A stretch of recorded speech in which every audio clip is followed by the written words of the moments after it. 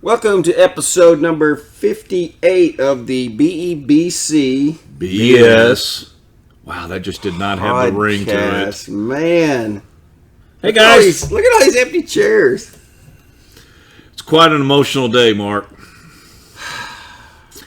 Feel like I got ran over by a pickup, by an 18-wheeler.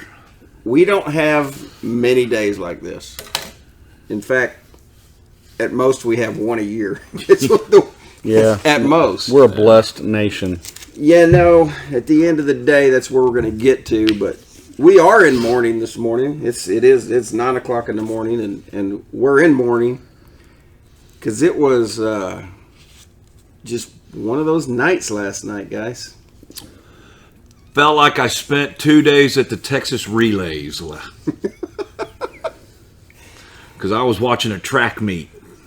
Yeah, it's just like, what in the heck? And there's Nolan last night, and it's always tough after you lose. And again, we didn't lose.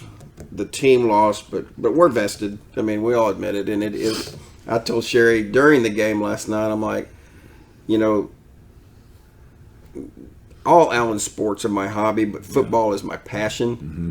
And I said, it's really bad when your hobby is contingent upon 15, 16, 17, 18-year-old kids, and you have no control over it. And last night it was just, it was the emotional roller coaster of really big highs, followed by really big lows, followed by really big highs, by two big lows. It was like the roller coaster that never ended. Exhausted. For 3 hours. Extremely draining. I texted somebody at halftime, and that's my exact words. I said, I'm exhausted.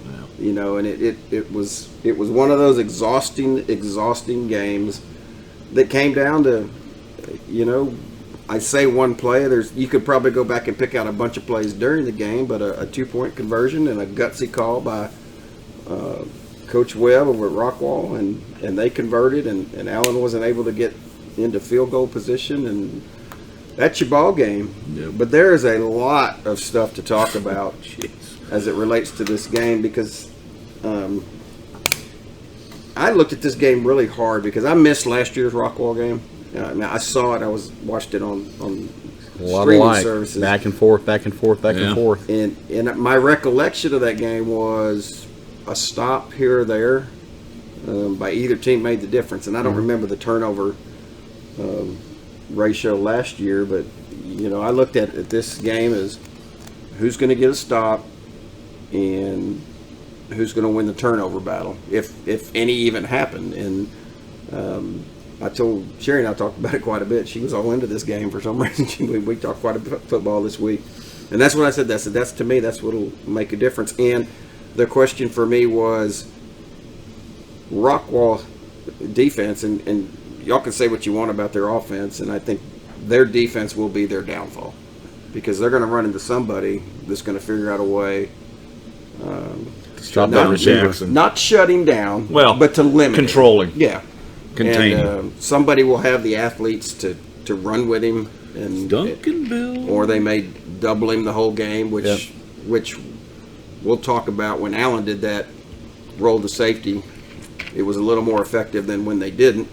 But to me, that was the whole question: was can Rockwall's defense step up to stop Allen? I wasn't worried about Allen's defense making a few stops here or there, and I think 10 minutes into the game, you realized that was going to be an issue. Yeah.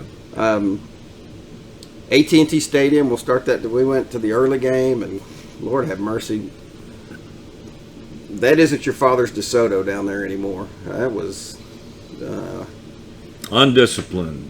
Penalties all left and right. Yeah, and not the level of athletes that we're used to seeing out of those guys. Ever either. since, Duncanville got samples down there, they're able to open enrollment. Or whatever it's called. Had players leave Cedar Hill, had players leave DeSoto, even players leave Skyline. Go down to Duncanville. And I think that was very evident last night because they didn't have, usually they have 5 or 6 kids on their team. You just go, wow. Right. And no, they didn't show a lot of speed. And I'll be honest, and South Lake people, if you listen to this, don't take offense to it. Your team didn't impress me that much last night because you can run on that team. It was very obvious. Now, DeSoto chose not to do it and for whatever reason, but I think you can run on that team. And their quarterback, grade A. Yeah. The kid's He's really good. Great ball, on target most of the time. He can run pretty well. Quarterback, but the rest of that team, I was just like, you take Mickens out of the number 10 out of the mix, and I don't think they don't stack up well against Duncanville if they make it that far. I agree. So, but that game, it got out of hand quick for DeSoto, and South Lake ended up beating them 38-6. 38-7. Oh, they scored in the last. Duncanville scored the very. Yeah, they did. So they 15. Yeah, 14.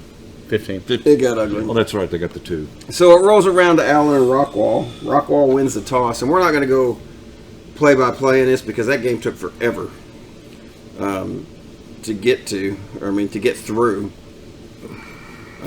They took the ball, and it wasn't 5 plays. Yeah, they marched it right down the field, and they scored. And you look up and you go, well, that seemed awful easy. And the first, the first play they ran was a bubble screen to Jackson Smith, and you're like, they only got 1 yard. And you're like, considering what happened last year on the first play when they threw it to him and he ran it all the way for a touchdown, you're like, success. You're one step ahead of where you were last year.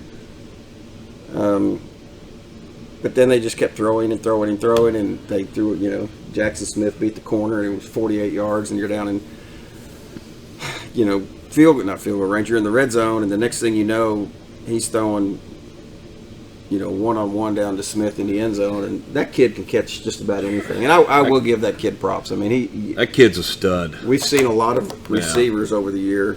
I think looking back, to me, the thing that set the tone for the whole game was where we were supposed to be down in that one end of the field warming up. Yeah.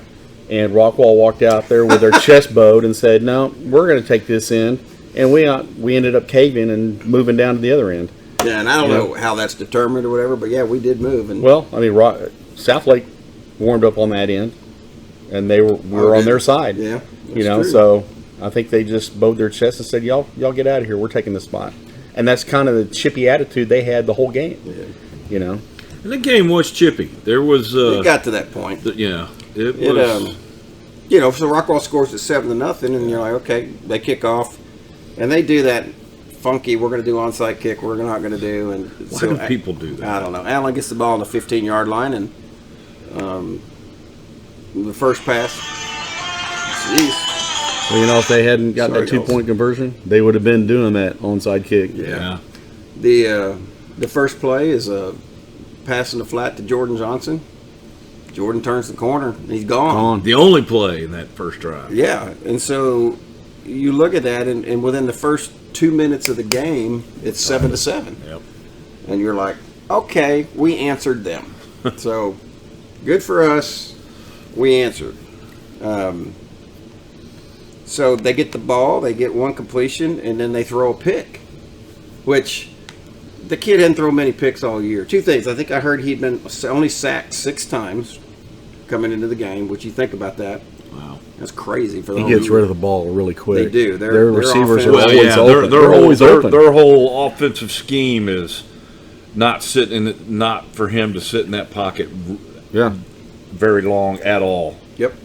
Colin Prince makes the interception on a pass intended for Smith. He ran the slant, and Colin jumped it. Which I didn't see us running. And so he jumps it. He about gets tackled. He breaks out, and he takes it down inside the 10-yard line. And then, Jordan Johnson has another touchdown run, and it's 14-7. You're like, okay. Ball game. We got to go.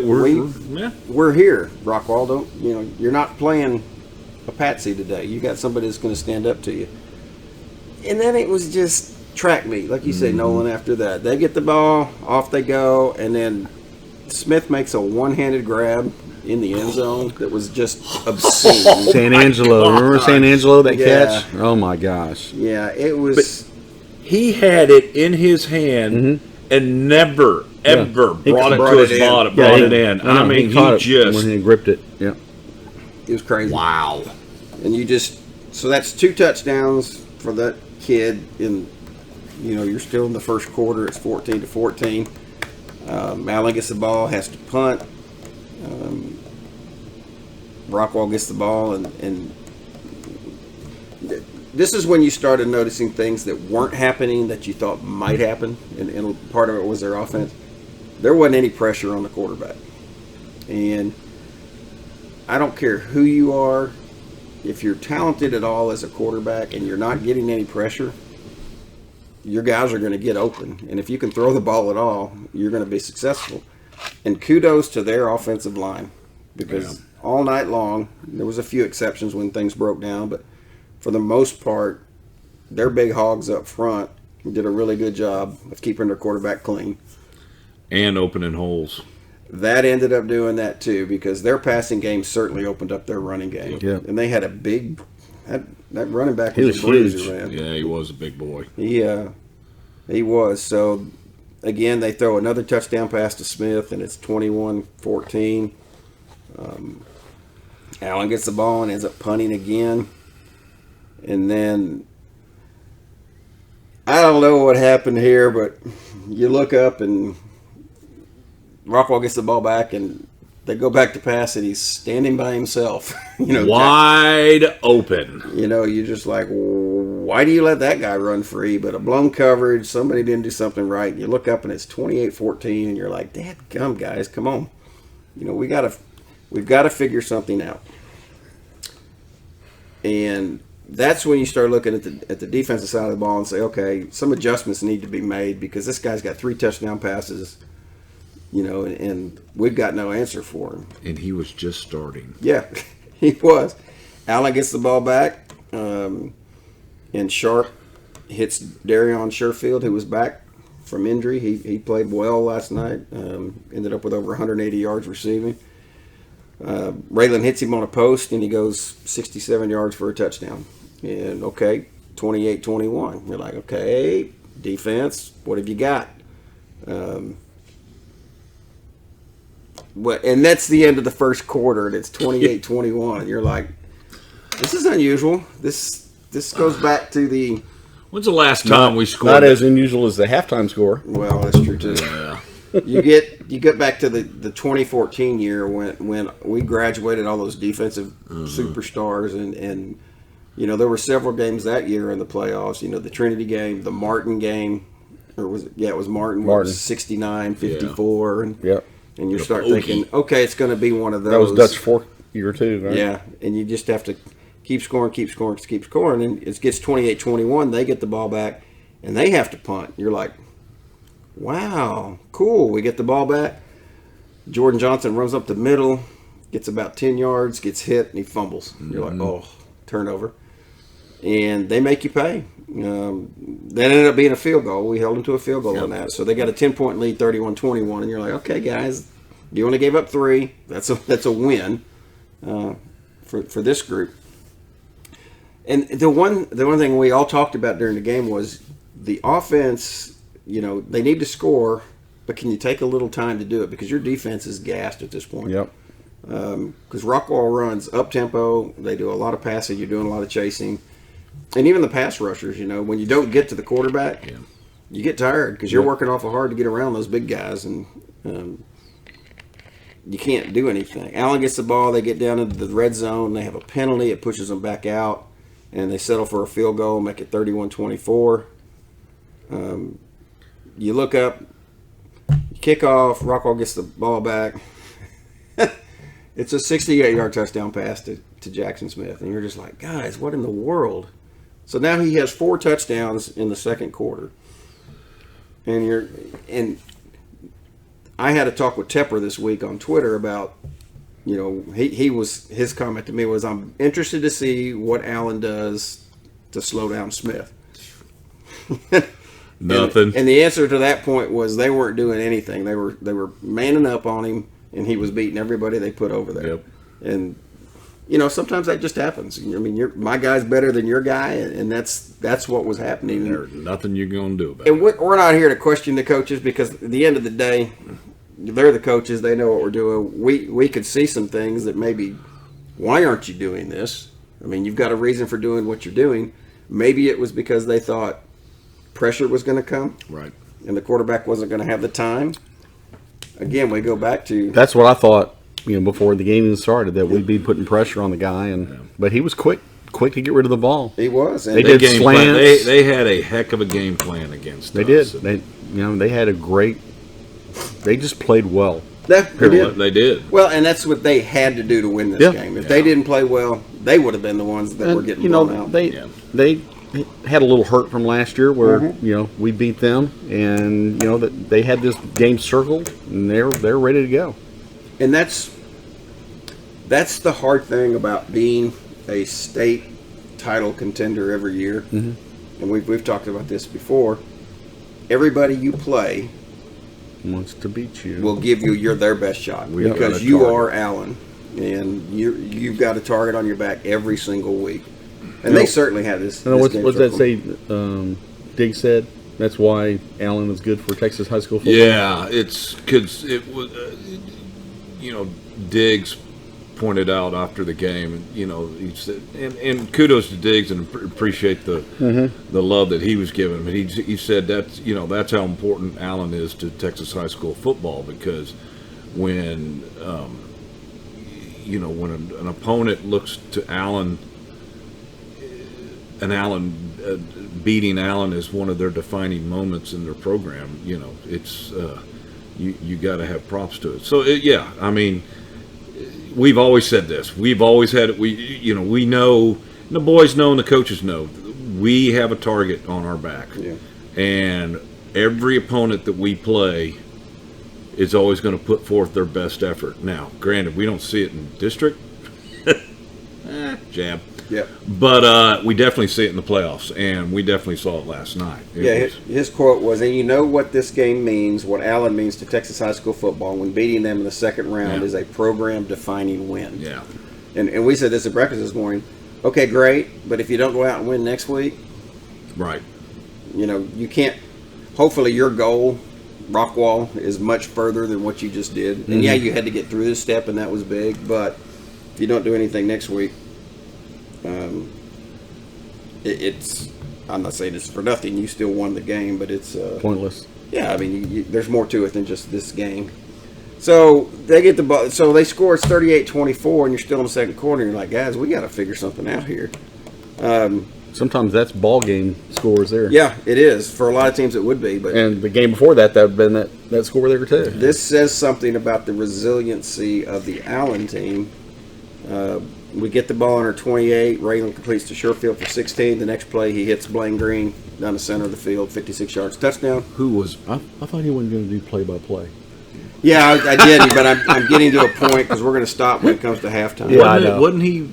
And Green was wide open, wasn't he? Yeah, on the right sideline. Yeah. He wasn't down the center. He was in the center. Yeah, he was wide open. That was our version of that play. They let him go. They let him go. There was no one around him, and I'm like, don't drop it, please don't overthrow, don't overthrow. Yep. Oh, okay. The catch up. That was that play. Yeah, that was that play. Momentum back to Allen. Rockwell gets the ball. They can't go anywhere. It punts. You're like, oh my gosh, another punt, and then first play from scrimmage, you hit Sherfield on a 56-yarder, and it's a tie ball game, and you go to half. You're like, whew, I was dead tired by halftime. I think everybody was. It was like, okay, we just played 24 minutes of football, and we've accomplished nothing.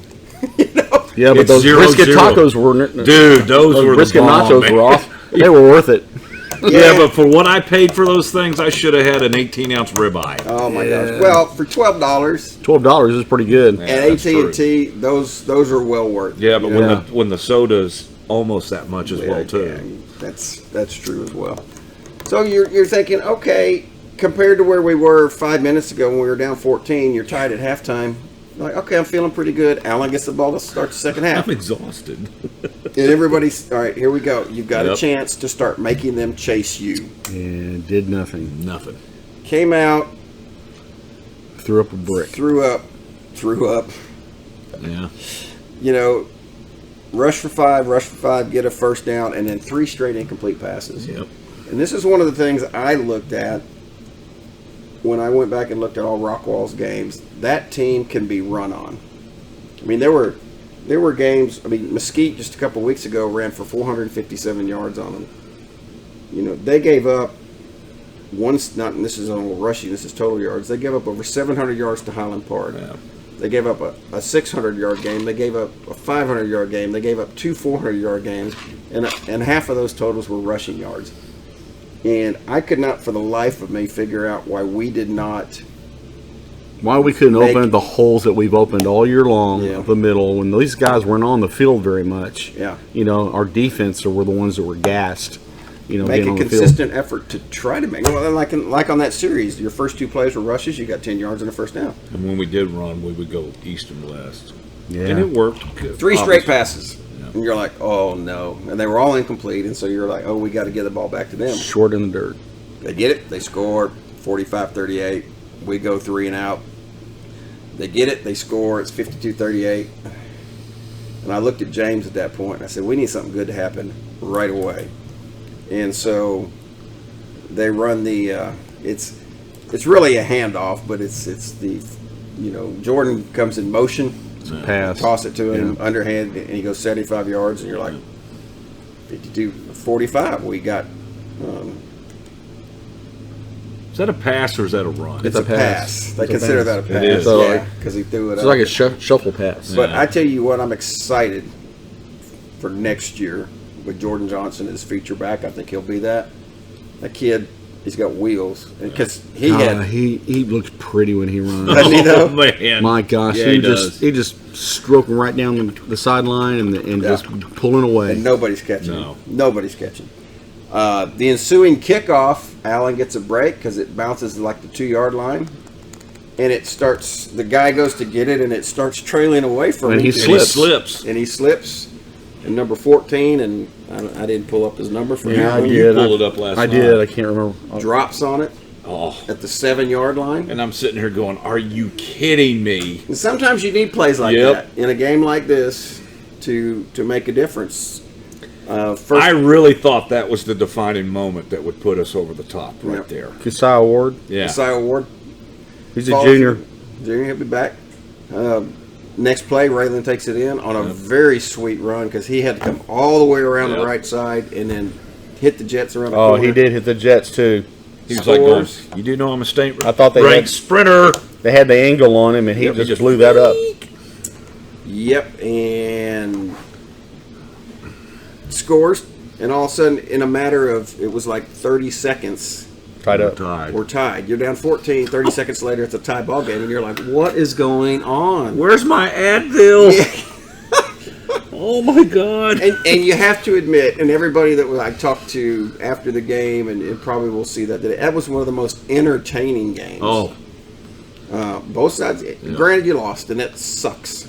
Flat out sucks, but it was one of the most highly entertaining, you know, if you like high-scoring games. All the guys on Twitter, all those sports reporters and stuff were saying that was probably one of the best games in Texas high school lore. I mean, they're talking about that could be the game of ages, you know. We're all exhausted. I was exhausted. Oh, my God. You know, we are old farts, but Speak for yourself. Disappointed, yes. You know, Yeah. proud of the guys. They really stuck in there. They played hard the entire time. They didn't give up. Yep. They just kept pushing and kept pushing and kept pushing. I'm really proud. They just amazed me in what they do each year, how they rebuild and reload and come out there and get better and better each week. You know, we're just blessed. We are. We're really blessed.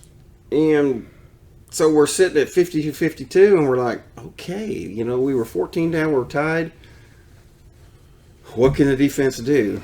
And I'm not calling him out here, but I think for the first time all night, Rockwall gets the ball. They get to about midfield, and Fisher, who's been relatively quiet, knocks the ball out of the quarterback's hand. It's a fumble. We fall on it. And that's the end of the third quarter. And you're at 50-52, and you're like, okay, we're back in the driver's seat because we have the ball. Yep. It's a tie ball game. You're going to make them chase you. And Allen goes on its longest drive of the night. consumes about 4 or 5 minutes, which was great. And defense needed that. Yeah, they did, and they take it down the field, and Justin Hall scores a touchdown, and you've come for 14 down to now you're 7 up. Yep. And you're giving the ball back to them. And there was how many? 3 minutes, 3:30. 3:30 left in the game? Mm-hmm. Was it that? And I think it was more. There was like 6 minutes because they went on a 14-play drive. That's right. Yeah, it was 6 minutes. Yeah, 6 minutes left. And they get down into we had 3 minutes. Inside the... No, we had less than that. We had a that's minute right. 24. We had a minute 50, something like 23. They get down inside the 10, and Jackson Smith cramps up. You know, their best player, both. And we're all like going, oh, yeah, yeah. At first, I didn't think it was cramp. I thought he had actually. I thought something. hurt something because he was. And then I think back about how Clemson told him not to play. Mm-hmm. Yeah. So out he goes, and you're like, okay. And they try 2 runs from the 2-yard line, and Allen stuffs them both. And you get the 3rd down, and they run a beautiful play. Tight end comes across the backfield after the play starts and slides through, and the linebacker doesn't get over in time. They score a touchdown. I saw the kicker run out on the field, and I immediately saw the coaches calling back. I'm like, they're going to go for 2. Yep, I saw the same thing because you were over there, and I was Yep. down here, and I looked at David. They're going for 2. And they did. And Nolan said at breakfast this morning, you talk about prayers being answered, because they had a trick play, and the snap came rolling back on the ground, and the quarterback was able to pick it up, which usually when something like that happens, they either kick it or they just... Well, you just knew it wasn't going to happen. Yeah. When that ball was on the ground and you fumbling around with it, you just knew it wasn't going to happen. And they toss it out to 14. He runs to his right. And who was it? Who had him? I don't know. I can't remember who had him, but he had him, and he was going, and he just throws it up. It's a prayer, and it got answered. Oh, and Will Drogosh was all over the coverage there. Had his hand on the ball. He had his hand on the ball. The guy just took it from him. Snatched it from him. I mean, it was for Rockwall. It was meant to be. Yeah, Yeah. it was. Will did a great job. Oh, There's he had nothing a more hell of a could have game. done. Yeah. He had a hell of a game. And it goes, and Allen has like a minute 40 or minute 20 when they get the ball back. They get a couple first downs, one on a 4th down play, and they get to another. They had a bad penalty. They had 3rd and 2, and ended up. You're just like, and you're trying to get in field goal range, and you need probably 10, 12 yards to get there. And 4th and 5, and Raylan takes off and doesn't make the mark. And, Ball game. And Rockwall wins. And, I looked at the stats this morning. Yeah, 60 to 59. And you look at the stats, and Allen outgained them. They out-pass yard them. They were only 10 yards behind in rushing. They win the turnover battle. How many penalties? Seven penalties for Allen for 58 yards. Well, that didn't even tell the story on the no call. Yeah, penalties. I was going to bring that But up. that's beside water the under point. the bridge. But Shouldn't have been there. Shouldn't have been that situation. Yep. Too many other things could have happened. If you'd have told me that Allen was going to average 30.6 yards per pass completion, I'd have said That's they a win this blowout game win. handily. Didn't happen.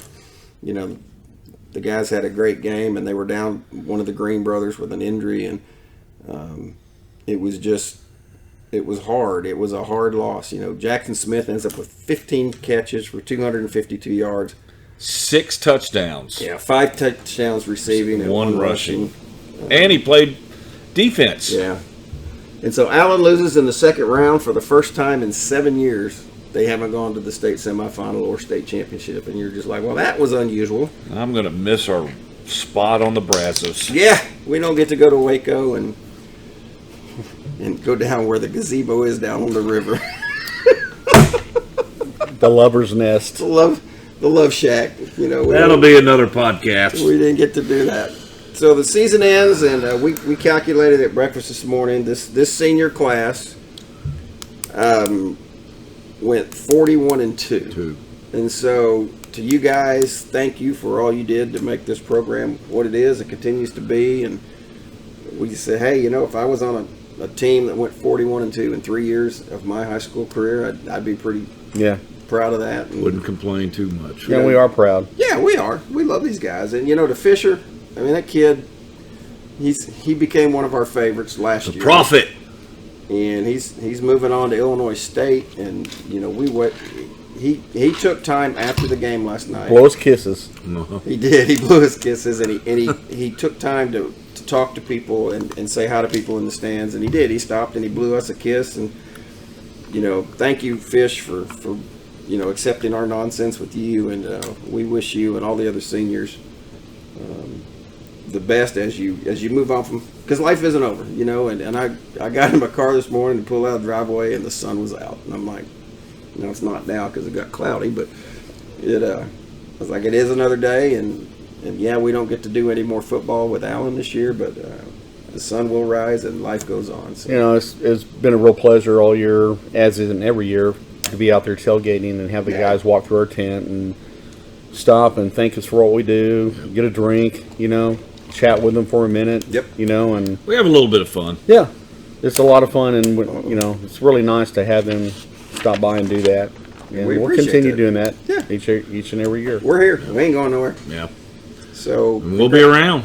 Good year, 11-1, solid team, good kids, and they fought through some adversity. That was, like I said, that was we watched. We were part of probably one of the biggest games. Like some of the sports the reporters were saying, it was a game for the ages. Yep. It was just. Well, we'll see if there's another better game this year. Well, and we need to stop down because we need to talk for a second and the family of Markel Ellis. That last Saturday we did our podcast, and that event that took his life happened Saturday night, and it's been an emotional week. Especially for the kids because they knew him. He was on the team. He was their brother, and to lose your life in such a senseless way, put a damper on those kids. I'm sure they had some emotions and things they were dealing with all week that us as parents, we view it differently. And to his family, we give you our thoughts and our prayers and just the horror of what happened to lose a child like that. And again, the senseless way in which it happened, it's awful. And it really is. And it says a lot about the world. And, you just want the world to be a better place. And again, so a lot of times you can't control what goes on, but if you be the type of person that you want, you need to be to make this world a better place, and it was tough for those guys. They came out with this jersey, and it was awful. And so just the horrible experience. That's 2 Allen students that got killed. During the course of this school year. I guess Amaya lost her life before school started, or it was right around there. Yeah. And they've dealt with a lot. It's tough losing a friend and a classmate. And kudos to Plano Police Department. Yeah. Because they've arrested both.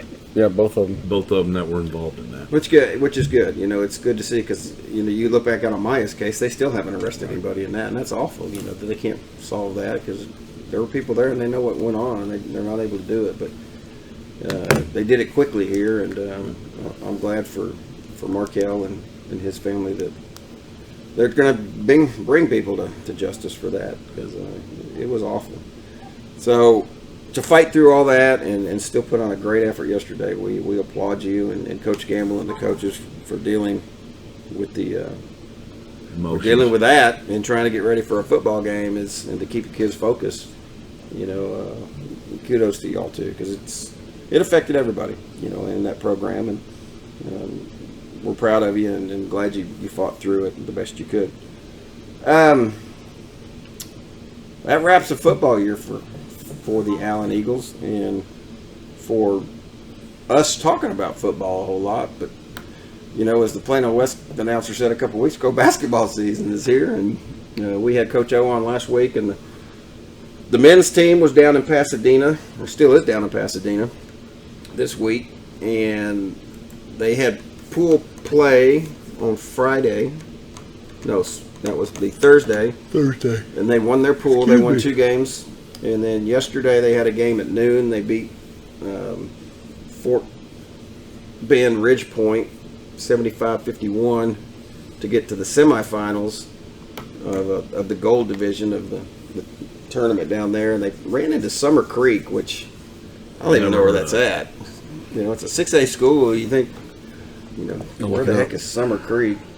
And Summer Creek beat Allen 75-63 last night at 6 o'clock, which put the boys in the third place game today.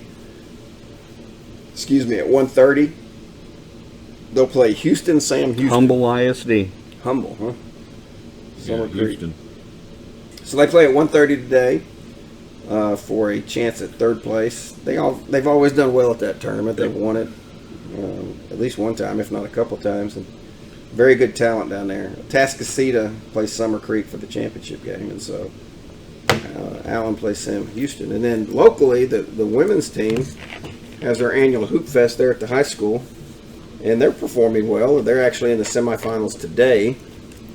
They play South Grand Prairie at noon at the Field House, and if they win, they'll play the winner of Duncanville and Cedar Hill, which is the other semifinal bracket. And now they played Duncanville last week, early in the week, and they went down to Duncanville and they lost to Duncanville, but only by 3. And everybody knows Duncanville's a state power when it comes to women's basketball. So that could be the championship game tonight. If it starts at 6, hopefully the women can make it to that, and that'd be something to stop by and see. Unless you want to stay home and watch Arkansas and LSU. Sorry, man, had to throw that out there.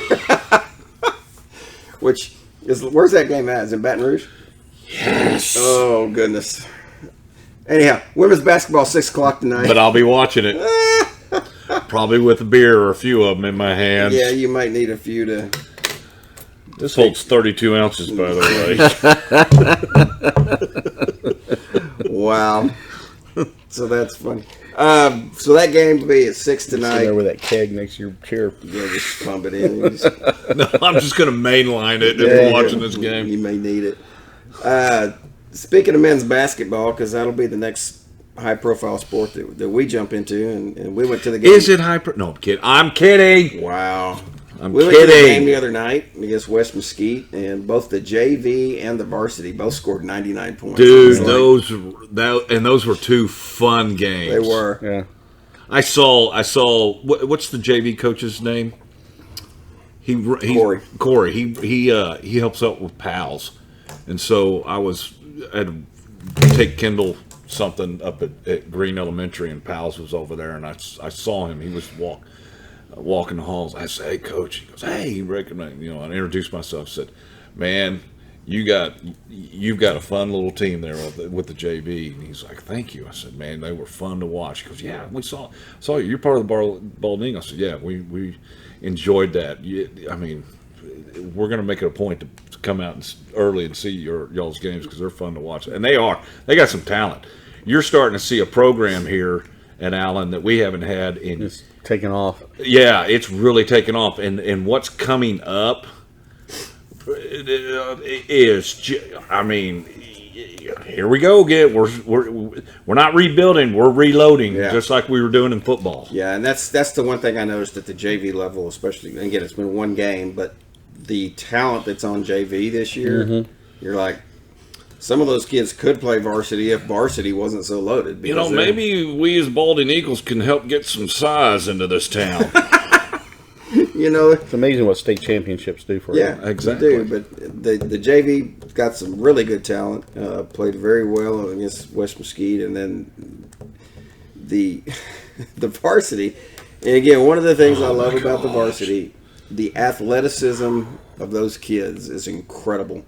And rebounding, I mean, it's just beautiful to watch, and running the break, and flying. Ty Elder and Manny Obaseki and Mason Gibson, and Ian Moda, who does all the dirty work, and you get out there and you just look at Ian and he's got these big guns on his arms and you're like, dude, it's fun to watch, and Bryce Kennedy in the middle. And they were just, and again, they played West Mesquite, who's a 5A school, so it's a little different, but it was just dunk after dunk after dunk, and three-pointers and just domination, and they're just so athletic. You never know what's coming, and it's really fun to watch. They play the game today, and then they'll be back. They play Tuesday night at Lake Highlands, and then the following Tuesday after Thanksgiving break, I'm pumping this because I want hopefully everybody will be there. Denton Geyer comes in town, and Coach Long will have those guys ready to go. It's been a great rivalry. We'll be sitting. Yeah, we're looking forward to seeing Coach Long. He's a good friend. He's a good guy, and he puts up with us. And we've talked to him quite a bit when we've seen him. I'll be out of town. Are you really? Yeah. All right, good. No, that was too easy, bro. But yeah, Tuesday, December 3rd. As John said last week when he was here, they're going to have all three gyms going at the same time. And they're going to do, the JV and I think the women's game is going to precede the men's game. The varsity game is moved back a little bit, I think, to 7:45 because they're going to do the girls' game first, and then because Denton Geyer's got a really good girls' team too, and they're going to, I think, do JV in one gym, and then they'll do the varsity in the main gym. So that'll be a good night. If you want to see some really good basketball, come out on December 3rd, and it'll be there. It'll be fun. Yep. It'll be fun to watch those guys, and they're going to be good this year. So they should have a deep run, and they don't get into district play until January. The Allen, the men's version of, I guess it's the In and Out tournament is around Christmas time, which will have a lot of good talent. Are they doing that? I thought they were going to the Whataburger. No, they're here. They're still doing it. So it'll be there towards Christmas time. So look forward to that. Here we are. We're kind of like... I'm tired. You ready for a nap? Yep. All right.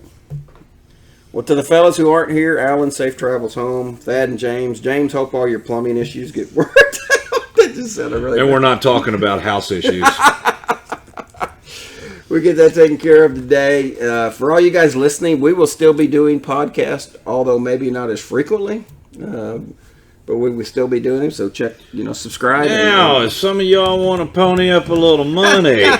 Yeah, we won't even go there, but yeah, we will be doing podcasts occasionally as we get through basketball season and the other sports there at Allen. But it's been a great football season. We're sorry it's over. I know the kids are, and for you people who listen and subscribe, we thank you for that. And anything else, fellas?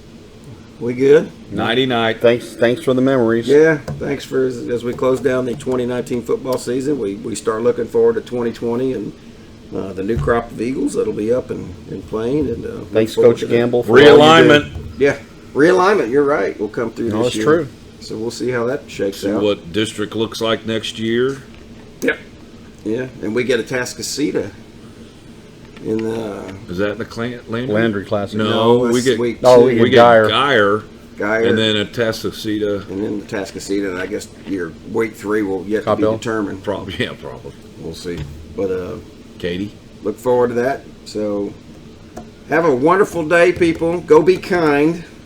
And until next time, it's over. We're out.